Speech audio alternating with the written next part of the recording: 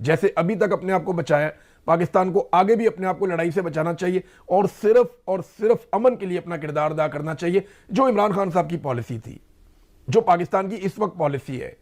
जिस तरह इमरान खान ने 2019 में किया था, पाकिस्तान को यही रोल प्ले करना और कोशिश करनी है कि कुछ भी करके जंगबंदी कायम रहे, कुछ भी करके अमन कायम रहे, कुछ भी करके यहां से तेल की गुजरगाह खुली रहे। क्योंकि देखिए गरीब मुल्क है पाकिस्तान भी, इंडिया भी, बाकी भी, ये सारे ममालिक फंस जाएंगे अगर तेल की कीमतें बढ़ेंगी।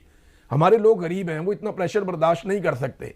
और अगर पाकिस्तान जैसा मुल्क खुदा ना खास्ता किसी लड़ाई में चला जाता है, हमने पहले अपने इतने सारे हमसाए नाराज किए हुए हैं, तो यहां पे हम और नाराजगियां मोल ले लेंगे, तो हमें ये सूट नहीं करता। और ईरान ने अब कितनी, देखिए ना, ईरान का मौक़िफ़ जब तक नहीं आएगा ना, उसके बारे में मैं कुछ कह नहीं सकता।